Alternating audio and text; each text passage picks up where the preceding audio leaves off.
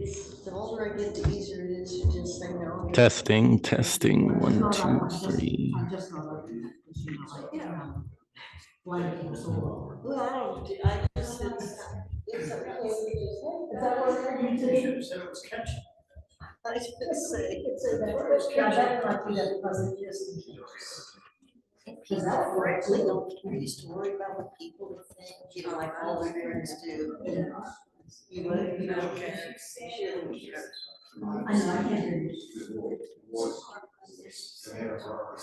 Right, yeah, that's right. Yeah. And then like, there's a non-verbal. So Scotch. There's a lot of Scotch, so that works. Yeah. Take your Indian, you Scotch is so long. Mine is good. Till it's not. Yeah.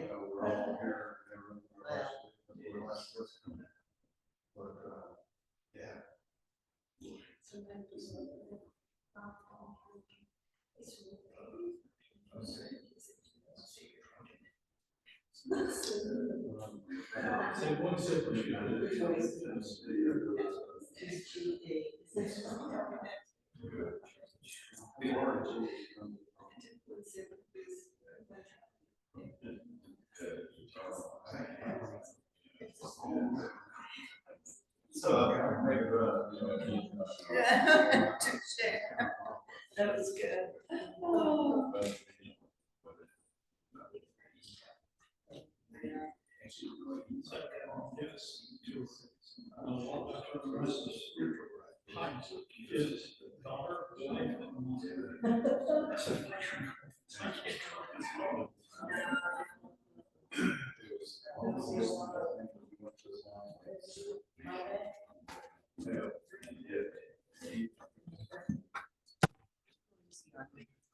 Yeah, right.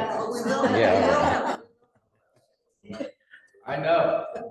And the good thing is, I didn't hear your questions, Yeah. because I couldn't, I mean, when I was sitting there originally, then I couldn't hear the people behind me. You know what, we could ask him, could you repeat? That's nice, but you know what? I don't like to do this. That's not a demand, that's a It's simple not request. It's in my hearing is my problem, not somebody else's. We're all in this together, dear. We all have tendencies. We're all in this together. We all have tendencies. What if I couldn't see very well? Would you tell me what was happening? I guess I would have thought, Okay, tell you exactly and we would tell you. what you said. Of course, we'd have some liberty to trust. And when you're telling somebody what's out there, you can say. Yeah, George doesn't hear. And some of our conversations are hilarious, just like those greeting cards were. Yeah. I mean, those are very real. What did you think I said about 3 sentences ago? Because Because this is not the conversation is going in the wrong direction.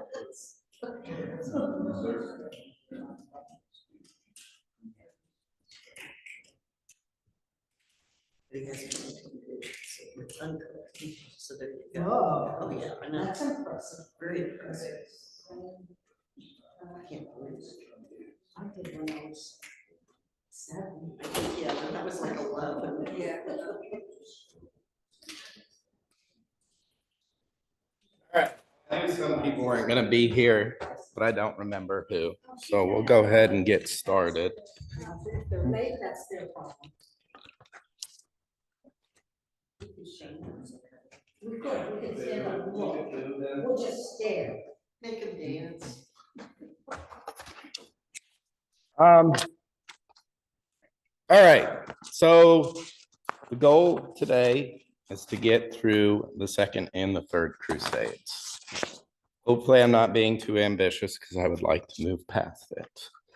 But we'll see how it goes. No.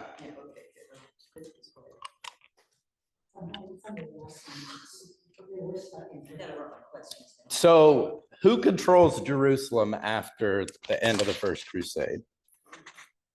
The first crusade would be Christians. Correct. After the first crusade,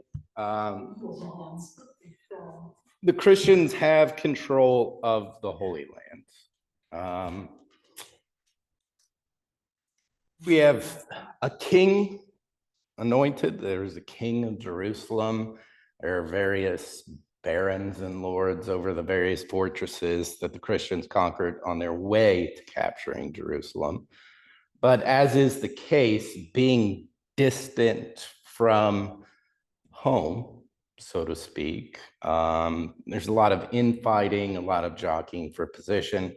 It's one thing to have a central ruler over an entire territory, but these are little fiefdoms, little kingdoms, people not wanting to have to take orders in things such as that. And what begins to grow is a more unified Islamic nation or nations. So if you know anything about combat, you know, being unified and having one leader giving direction typically leads you to victory. And that is one thing that the Islamic forces will have and that the Christians will not. So in 1144, yes, right, 1144. Yes, 1144, the Holy Land begins to fall to Zengi, Z-E-N-G-I. And he's kind of the ruler of Mosul and Aleppo. Anybody know where those are? Those are still cities today. Mosul? Mosul? Give us the first letter. What's the first letter? I. I write.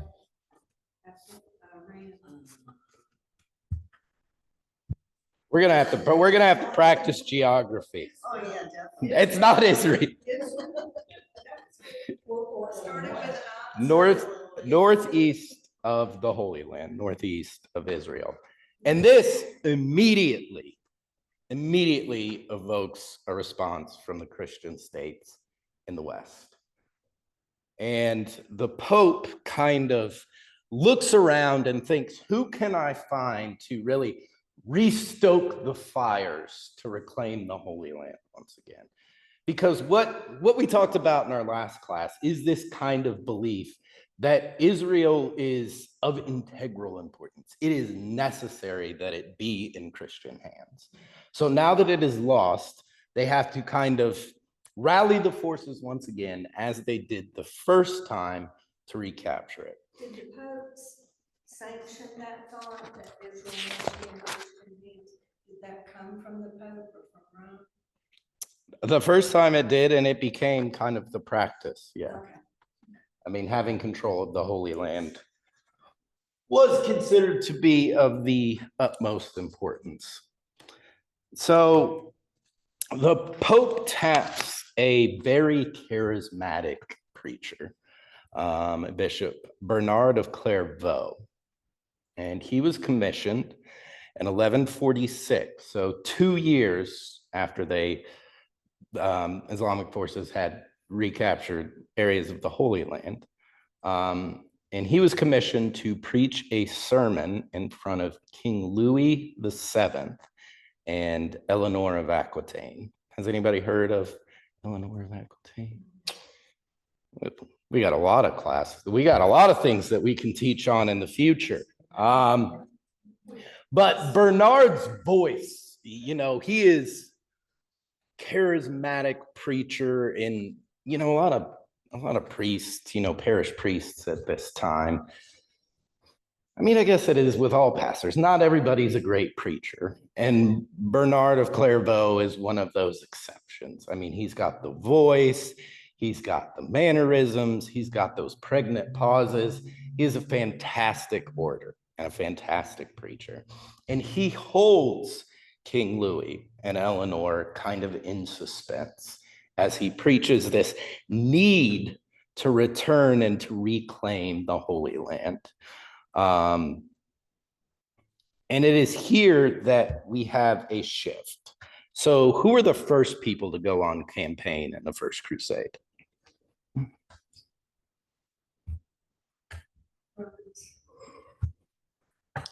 Was it kings and older brothers? Yes. No. Oh. it was secondborns, thirdborns, fourthborns. It was never kings. This shifts. So now it's not little brother going on campaign to make money and make a name for himself. Now we will have crusader armies led by monarchs. So King Louis will go on campaign. He will leave France and head east towards the Holy Land. Yes, the king is now going on campaign. Conrad III of Germany will also join this crusade, and he also will go on campaign. So what is this shift? What are we to make of this shift? It's now no longer little brothers of, monarchs and dukes, but actual kings going off to fight. They wanted the fame. They saw that their little brother did well and got recognition, and so they wanted it. Yeah, but there's no one leader, is there? Well, this is a problem when going on campaign with multiple kings, is who's in charge, which will actually be one of the primary reasons as to why they aren't as successful. Well, those are kind of things that they all have their own machinations as to who's going to be in charge of what. But it's kind of like, we'll figure that out when we get there type thing. But what else are we to make of, I'm trying to be have a little bit more conversation than me just yammering on for an hour like I have been. So what are we to make of this being now king sanctioned, kings are going on crusade as opposed to just the brothers of kings? They must have confidence in success, because it's pretty dangerous to be the king and to march into the sure death. I mean, one of the things that the faith that they have that they will be victorious is rooted in God. Like, they believe that if they are going there on this Christian mission, there is no way they can lose. That if God is for us, who can be against us type thing. My word of warning is always, are you sure God's on your side here? But that is kind of the belief that they're striking out on. Like, this will be successful. They are confident, probably, I'm sure, in themselves, but also that God goes with them and no one can stand before God, right? What else are we to make of it? I think this tells us how much it has become ingrained in Western Christendom. That before, a king was like, yeah, I mean, that sounds great. Maybe we should have that, but I'm not going. I got stuff to worry about in my own kingdom. But here, after what was gained was now lost, there is this strong stirring that, like, this is something of the utmost importance. This is something we absolutely have to do. And to bring it up onto that a national level in France, a national level in Germany, I think speaks to how entrenched Western Christianity is in having possession over the Holy Land. Like, this isn't just something, it'd be nice to have it now. It is considered a necessity. So to have kings strike out and do this with much larger armies, I think is very significant, because there are kings on the Second Crusade and there will be kings on the Third. So it's not something that will diminish over time. One of the things that was brought up is this idea of who's actually in charge. Well, of course, the two kings believe they are. The problem is when two forces aren't really working together, that runs into a lot of problems, as well as this kind of arrogant belief that God will protect them. We know what we're doing, which isn't the case. They have some early successes. But when they really start to meet real resistance in the East, it becomes very apparent that this is not going to be as easy as they originally had thought it was going to be. So they arrive at Damascus, which is kind of in 1148, which is kind of, I mean, you need Damascus in order, Damascus is in Syria, in order to kind of maintain a supply line from Constantinople. You need Damascus before you head down south towards Israel. So Damascus has to be taken. And Damascus is not under control of the forces that took Edessa and retook Jerusalem. So this is a different nation, different ruler than who took the Holy Land, but still not friendly to a bunch of Christians showing up on their doorstep. The siege lasts a whopping 4 days, which, if you know anything about siege warfare, sieges tend not to finish up in 4 days. It's kind of a humiliating defeat. This kind of belief, we can scale the walls, this will be quick, this will go easy. The Crusader kings end up having to kind of turn around. And it is here at this point that they pretty much decide to turn around. They make no real headway. This is a pretty doomed failure for the Crusader kings. There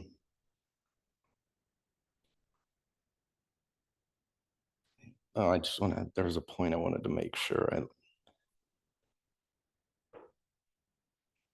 Yeah.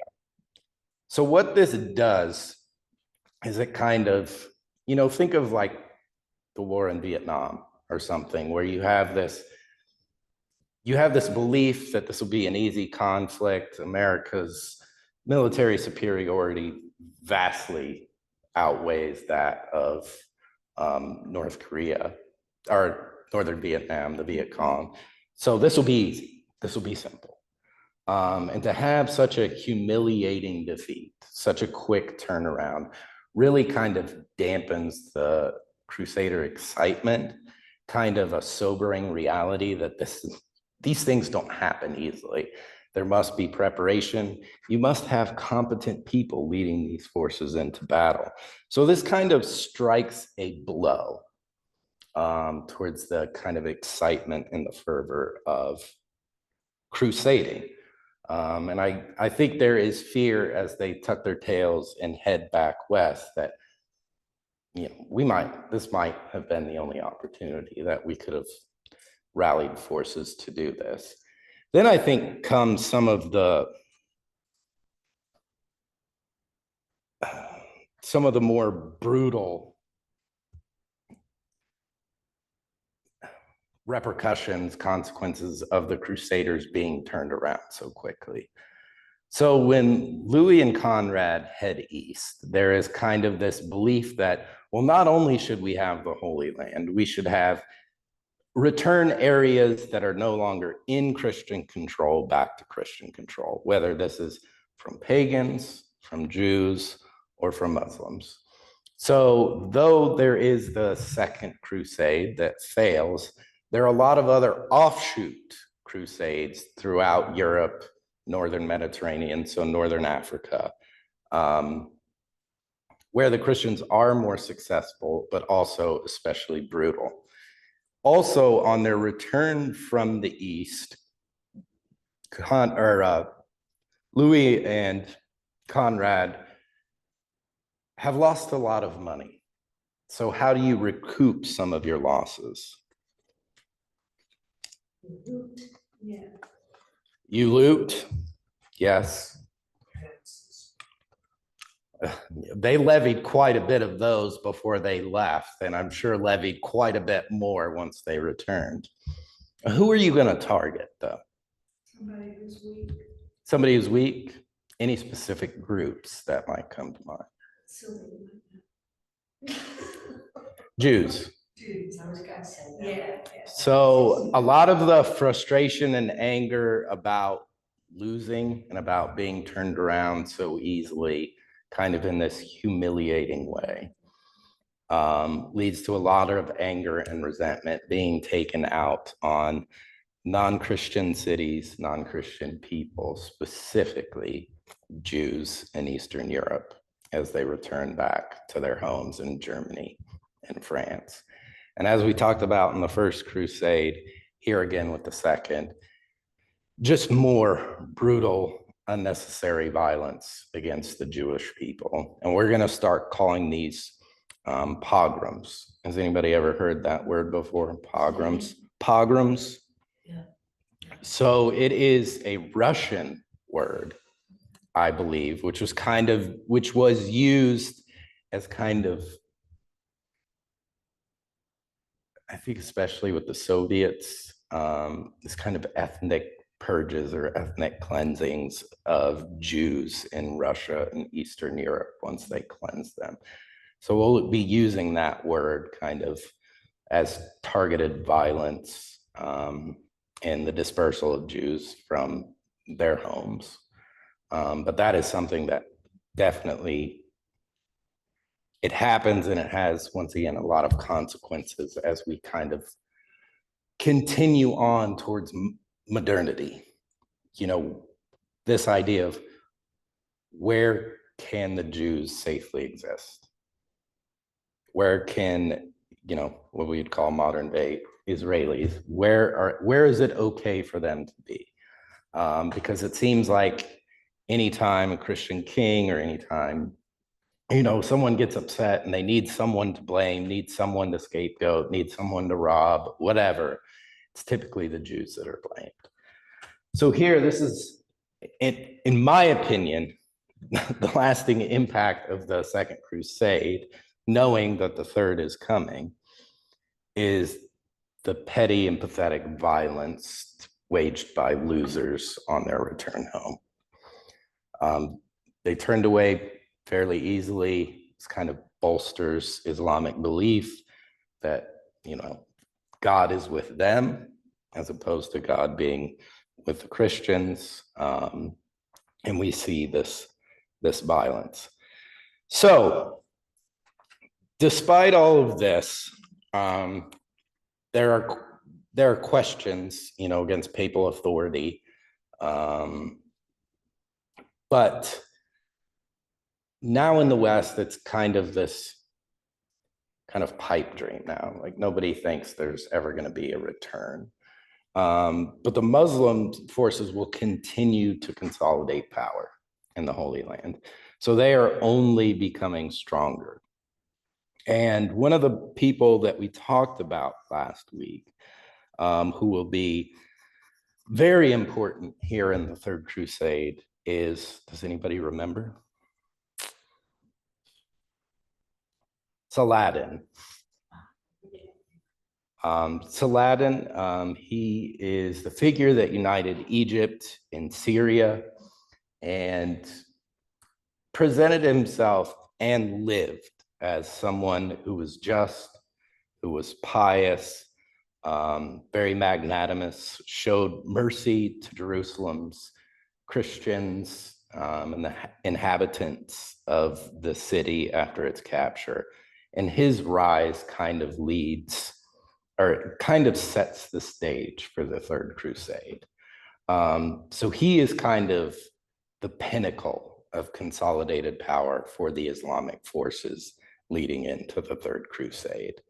And the relationship that he will have with King Richard in the Third Crusade is very interesting. So we're just going to move straight into the Third Crusade. So why have things changed? Well, in 1187, there's a Crusader army, not nearly as well equipped as Louis or Conrad's, but it is trudging through the desert when it meets Salahuddin. And the Crusader army is utterly routed, massacred. And this kind of, they also lose what they believed was the true cross. So So this Crusader army was in possession of what people believed was Jesus's cross. And if you'll remember from our class last week, it is very unlikely that the cross Jesus was crucified on was discovered 1,000 years later. Very unlikely. But they believed it was, and it is lost. So here we have kind of the ignition for enthusiasm about the Third Crusade. So we've lost the Holy Land, but now we have lost something of Jesus's. Like we have lost the true cross.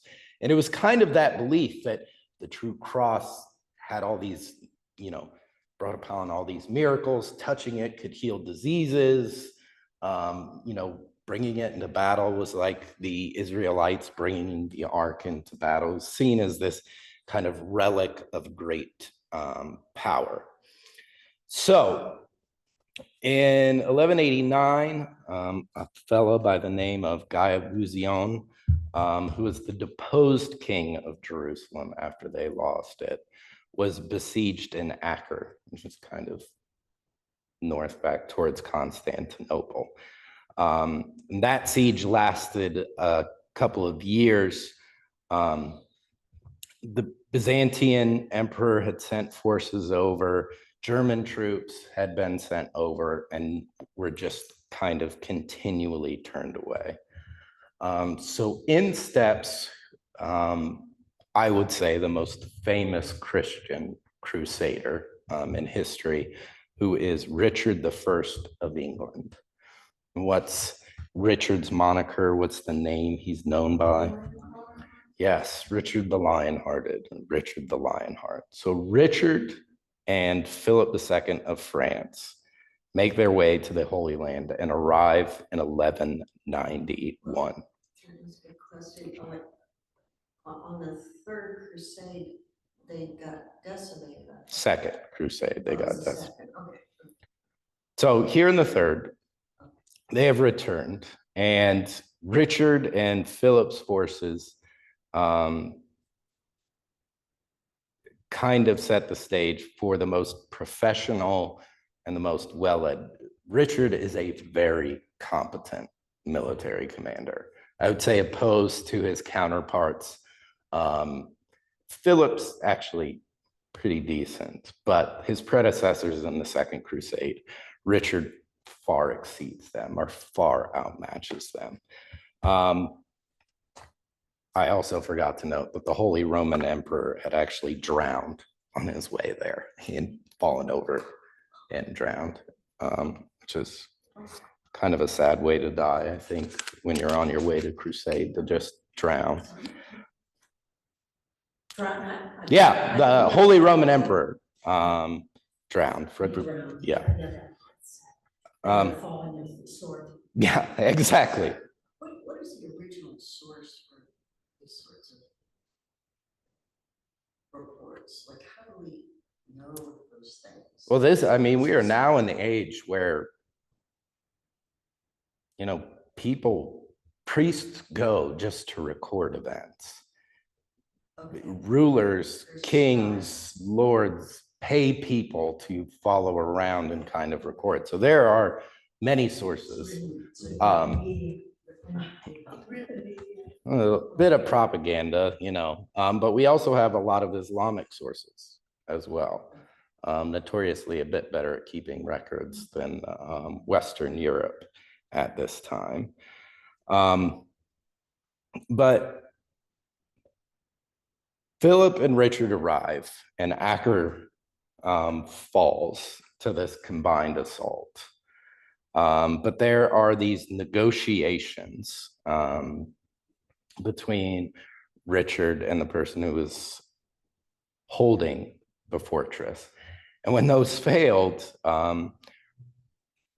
this is debated.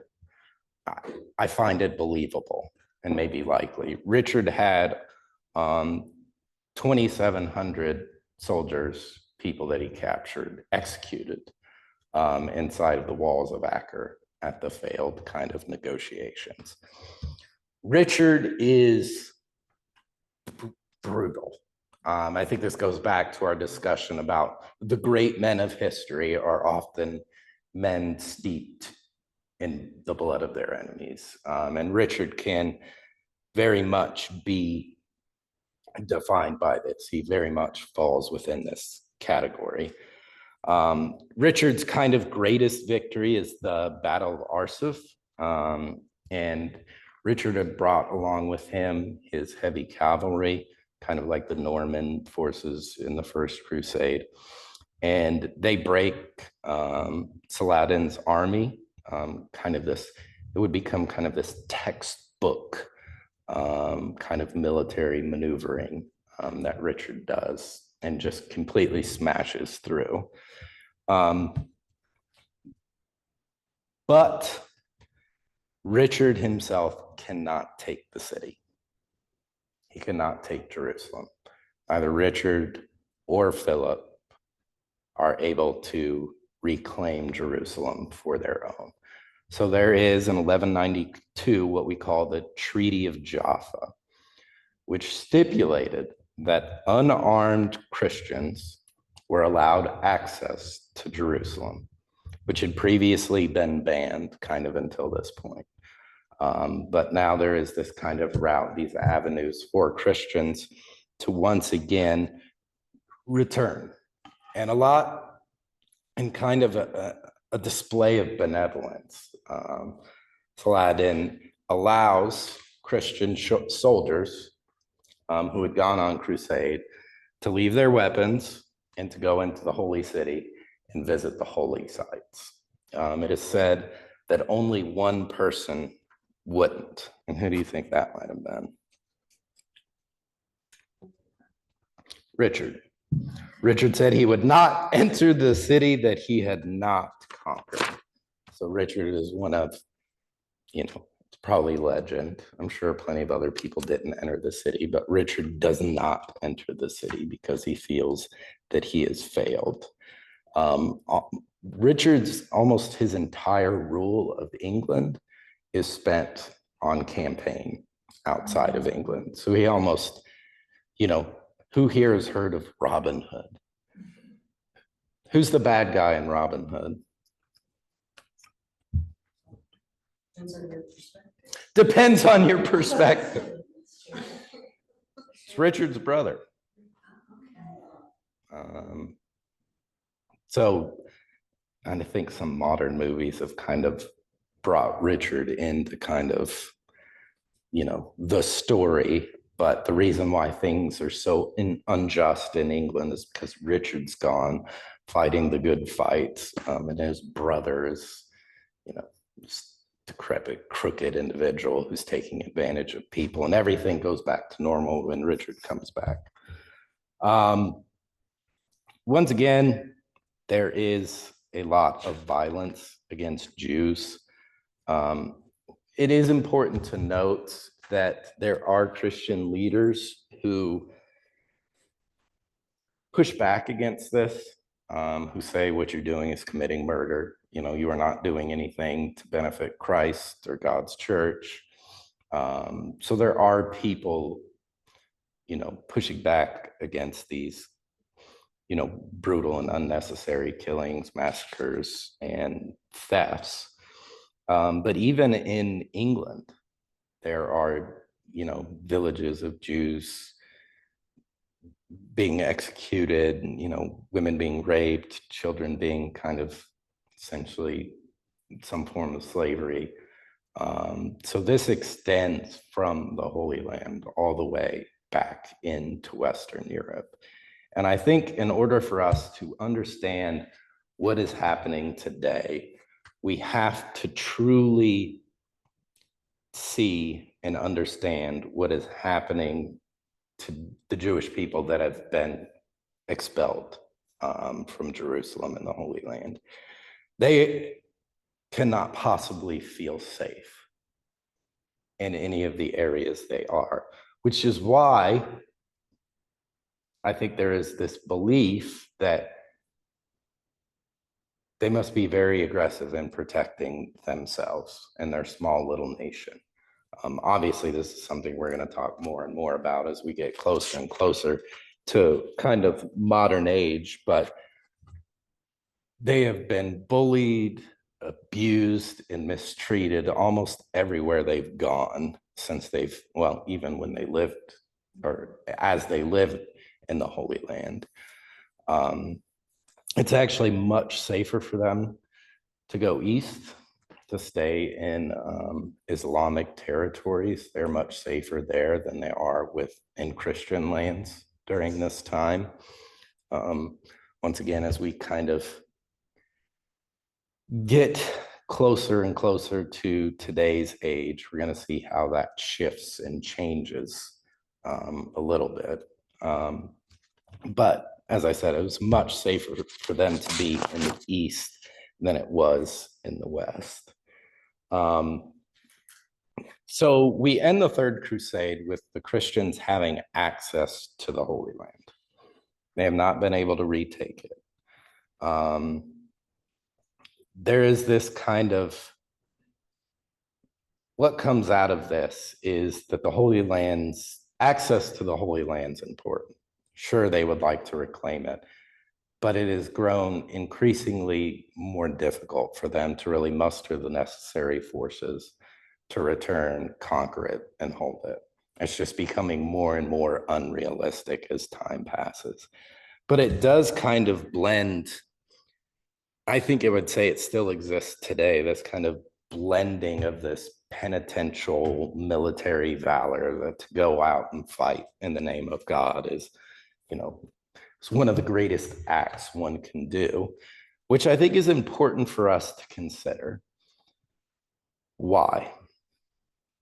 Why is the idea of dying on the battlefield for God maybe a huge shift in Christian understanding? Validates the murder. Okay. Shift from, where did it start? Where did it shift from? So that's kind of what I'm asking you. Would it have something to do with the ability to actually read the Bible? No, That hasn't happened yet. so the belief, the understanding that there was a passivity to Christ's teaching.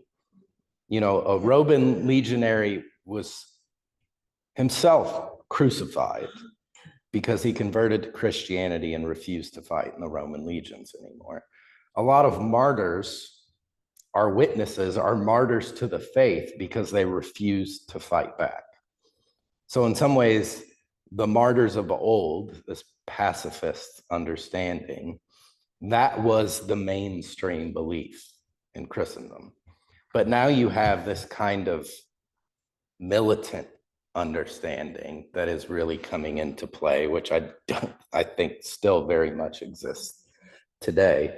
But how does this create a tension within the church from its kind of early understanding of violence and war to 1100s, 1200s understanding of violence and war?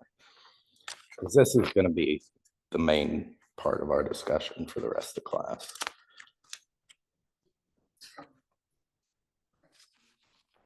Okay, yeah.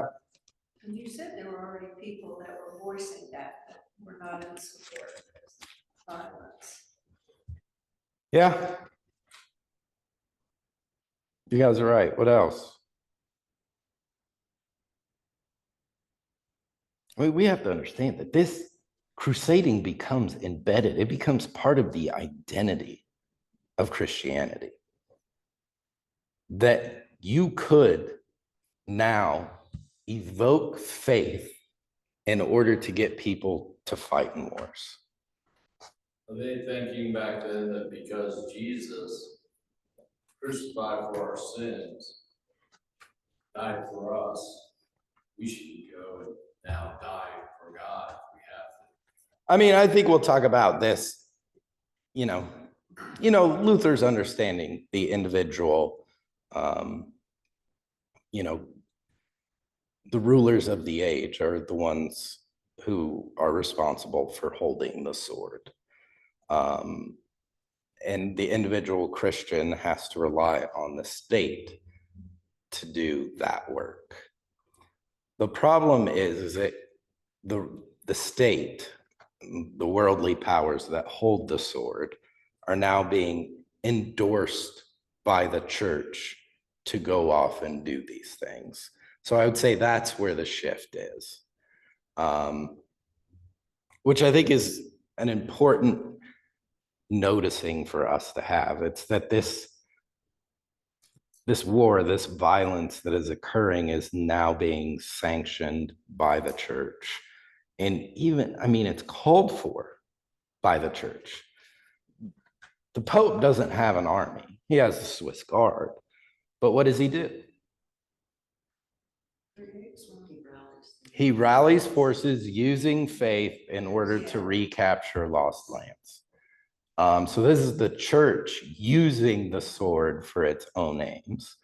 And I think it's important for us to just kind of take notice of this major shift that's happening in Christianity at this time. Yes, there were talks about it.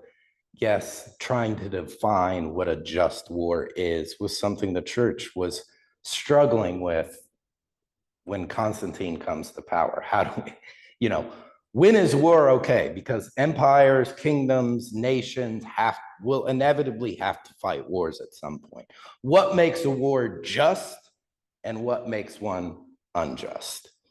But here we have the church essentially saying during the crusading period, well, it's just whenever we say it's just. There's no outline. It's just when I say it's just, when I say we should do it, we should. And that becomes a lot of power to rest in whose hands? The popes. This puts a lot of authority in papal hands during this time. Authority, I think, sometimes the Catholic Church still wish it had in its own way to exercise. But this will be a struggle for the Catholic Church throughout history. It's kind of arresting control. They want to be on that same level with kings. They want to be able to command forces the way their counterparts do. What is the time span between the First Crusade and So the end of the Third Crusade is 1191. The Second Crusade started in 1147. The Second Crusade started in 1147, yeah, and ends.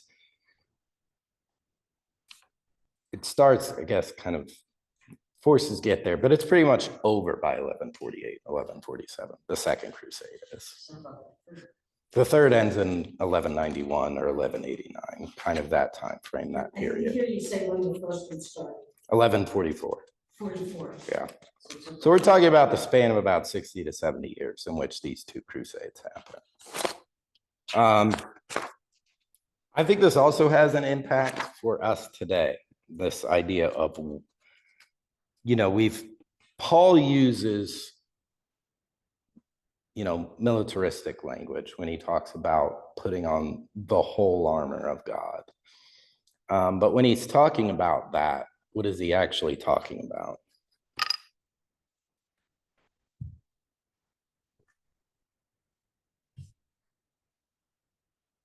Putting on our faith.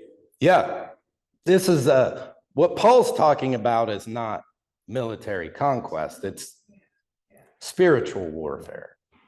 That's why, breastplate of righteousness, everything is highlighted in terms of this being a spiritual war, as opposed to an actual military campaign. But I think That could be misconstrued, though. oh yeah, which it is, I would say, which is part of the problem. Would be Satan rather than people. Yes. Yeah. Satan, but also a flesh, sins of the flesh, the idea of fleshliness or worldliness, temptation. But yeah, ultimately the devil is the primary opponent, one could say. But I would say the combining of, what happens during the crusade with the church getting a little too familiar with military conquest kind of still exists in this idea of kind of fighting, we have it today, these idea of culture wars. I think this militaristic language has kind of continued since the Crusades, and is always something I think we need to be very aware of. But I think it's important here at the end that we kind of bring in Christian understandings of what is just war. When is it permissible in the church struggles for us to fight? And I would say kind of our earliest understanding of just war begins with Augustine, St. Augustine, which I mean should make us Lutherans feel good because Luther was a Augustinian monk before he was kicked out of the Catholic Church. But he kind of lays a theological groundwork that war is sometimes necessary to restrain evil and protect the innocent. Now, would you agree that that is a very good and healthy understanding of maybe what makes a war just? It's very loose, Yeah, because to be taken advantage of whoever's in power. It depends on the definition, who's defining that was. Right, yeah, so which people are being protected and which are not. yeah.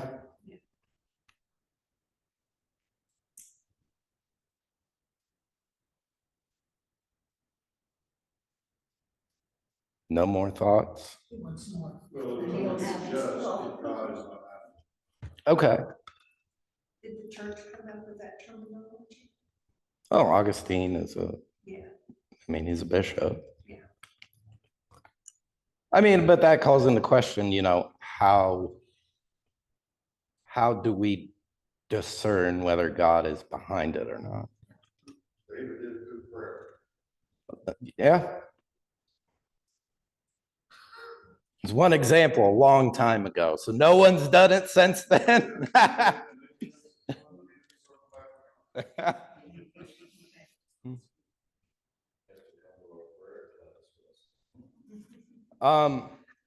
Augustine, which I think is the healthy understanding, the church's an appropriate understanding, is goal is always the peace. Violence is always tragic when it has to be used.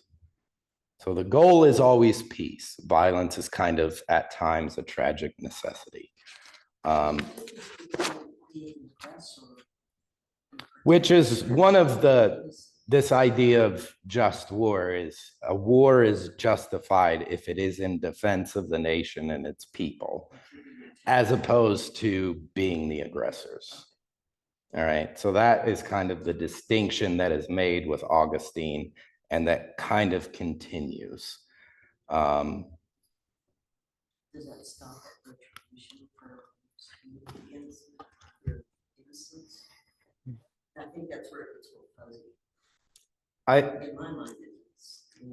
I think those are appropriate questions to ask when it comes to, you know, I would say especially with more and more in our modern context with the idea of terrorism, you know, what was the appropriate level of response to 9/11? What was the appropriate level of response for Israel after October 7th? You know, what is justifiably the response, the consequence, the payback, the retribution, whatever? Yeah, when is it enough? And I think that's a relevant question for everyone who has to make those decisions to ask of themselves. And I think it is churches and the individual Christians' responsibility to kind of discern that for themselves as well, you know. Well, I think that the defining line that we would be looking for is like going back to what you were talking about, spiritual warfare, because everything stemmed from that. It stemmed from good versus evil, God versus Satan, all those things. So when those responses are they being made for political gain and power, or are they really being made to protect the people that they're representing. And I think that's the defining line as to whether God's gonna be behind it or not. What is your reasoning for the decisions that you're making? Yeah, which I very much agree with.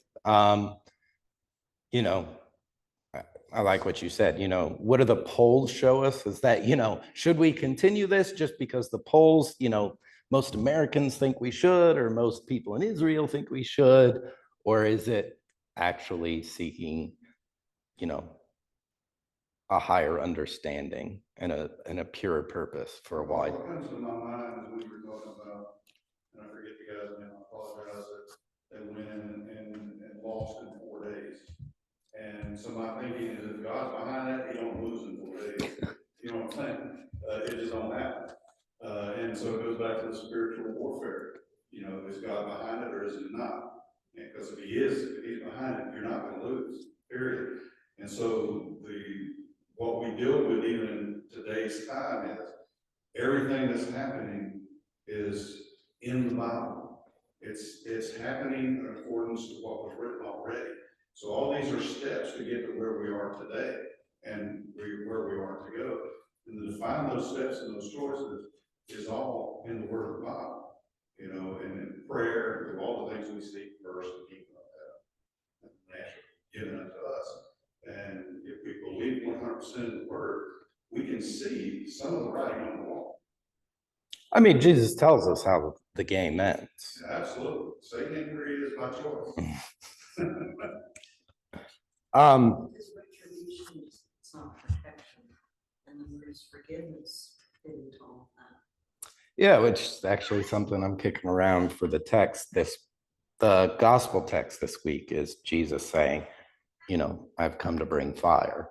This, I bring a baptism of fire. This kind of Jesus message being one of that is divisive, father against son, mother against daughter, like Jesus using this very, I would say, apocalyptic rhetoric, kind of striking that fear of conflict in the people who are listening.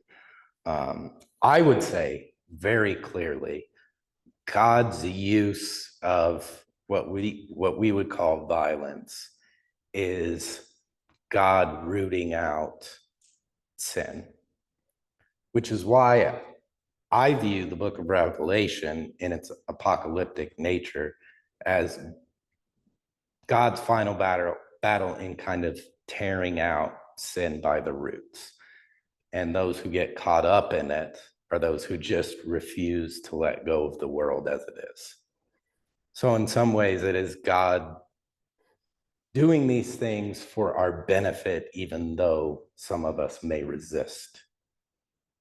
We might refuse to let go of the world that we know and that we understand, but God's going to kind of end these cycles, whether we want them to or not. It is. Luther has thoughts whether soldiers can be saved. He kind of falls in with Augustine, if you're defending your neighbor, all of these things. I really wanted to touch on this before we ended. Dietrich Bonhoeffer, who we've talked about a lot, who was, probably involved in a assassination plot of Adolf Hitler. He lamented the necessity of having to be a part of that, but he felt it was necessary.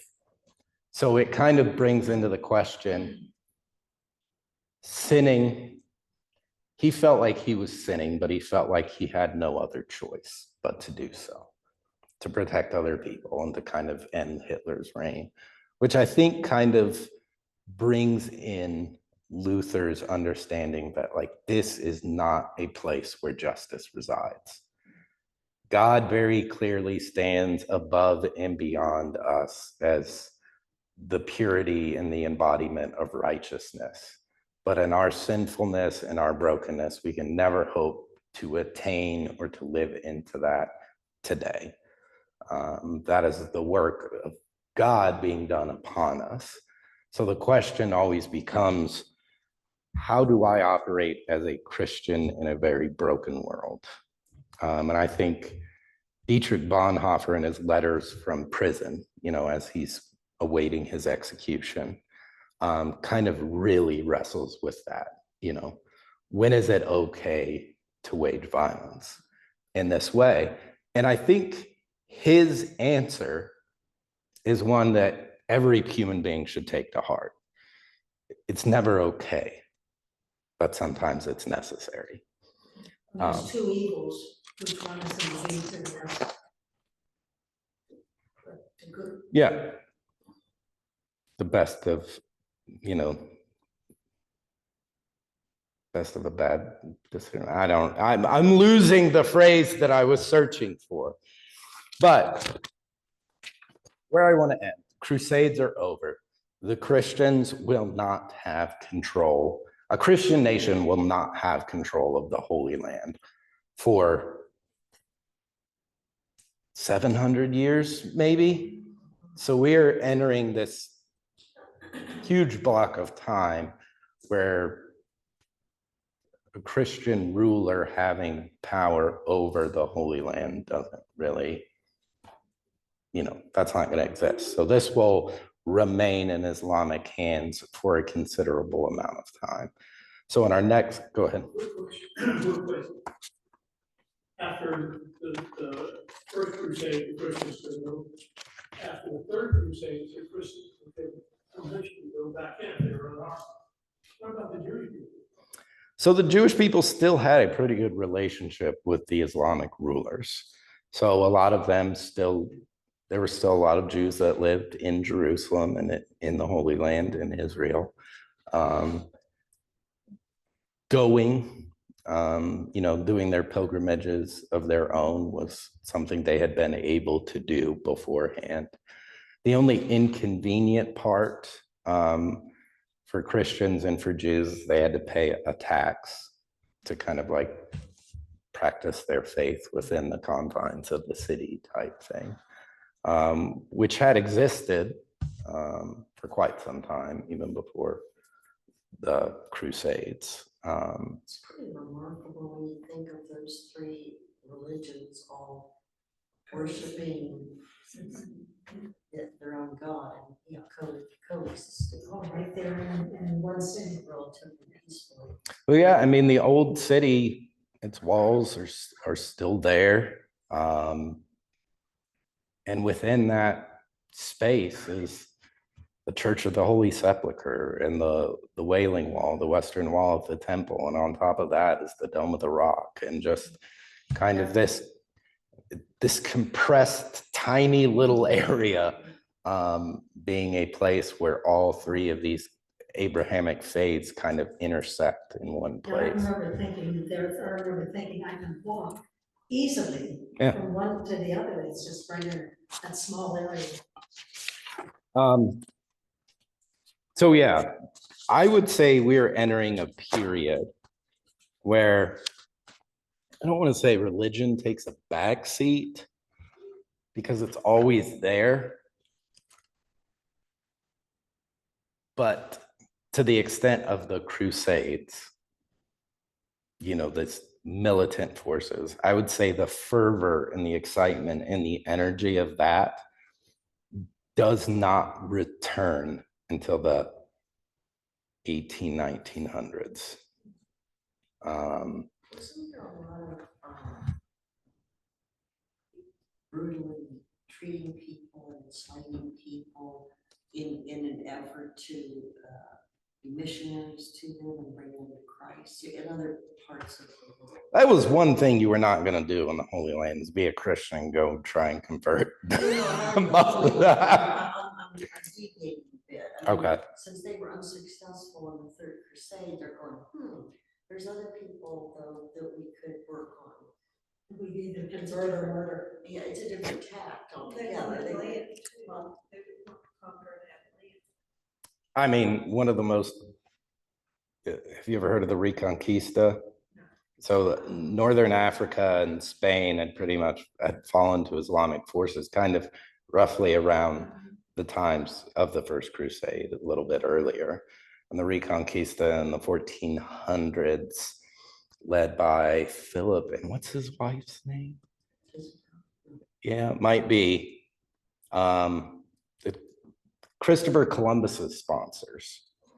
Yeah, Ferdinand, that's right. Isabel and Ferdinand sponsored the Reconquista, which is Spain recapturing kind of all of its lost lands, including in North Africa, and the brutality that they waged on Muslims and Jews in those areas is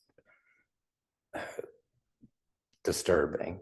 And wasn't there some flag of, we're doing mission work? Oh, yeah. It was under the- Those two believed that they were kind of on their path to being the embodiment of what it meant to be a Christian emperor and Christian empress, like to have this, you know, to kind of create a foundational Christian Catholic empire that spanned the globe. I mean, I think there was a true belief that they could somehow figure out how to conquer the world in their lifetime, which seems kind of delusional. They didn't fully know how big the world was either. Well, no, I mean, Christopher Columbus was trying to convince everyone he landed in China, and he landed. Yeah. But the lasting impacts of the Crusades, I mean, Islamic rhetoric. So with Osama bin Laden, with Al Qaeda, uses the Crusades as anti-Western rhetoric in the 2000s, in the 90s. Like, so this has a lasting impact. This has a memory that is not erased. And I said, the idea of jihad is very much a Muslim response kind of to that Crusader ideology, that it is one of the greatest things you can do as a believer in your faith is to go out and kill the infidel, to destroy the enemies of our God. So the impact of the Crusades cannot be overstated, I would say. And I think more just the language and the fusions of faith, and faith being used as a tool and as a vehicle for people to be justified in the using of violence. You know, the question, how do you blow yourself up? You know, how do you fly an airplane into the side of a building? Because you believe it's what God wants you to do. Like if you are convinced that the God you worship, the God you believe in, the God you love will reward you for this thing that you are doing, of course you're going to do it. If you believe God has ordained you to go out on this crusade and recapture the Holy Land and your sins are forgiven at the end of the journey, why would you not believe it? But I would say until we get to the 1910s and then post-World War II with kind of the British Mandate and the creation of the nation of Israel, faith doesn't disappear. It still has its driving force behind the curtain. But when it comes back, it will blow back on the scene. So I would say with the creation of the nation of Israel after World War II, after the Holocaust, this is when we're going to see faith all of a sudden, like it had not been dormant, but it had been on the back burner, and all of a sudden there's an explosion. So we'll talk a lot about Zionism when that time comes. We'll talk about, you know, militant Islamic understandings, and kind of the Jewish belief and like the Jewish feeling of need to protect itself from all these very exuberant forces that they now find themselves surrounded by. So we are going to be jumping.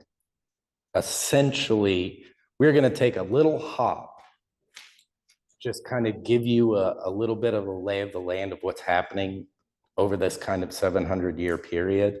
But that class is going to go into World War I, like the class after that. So World War I and World War II will be something we'll start discussing in our next class.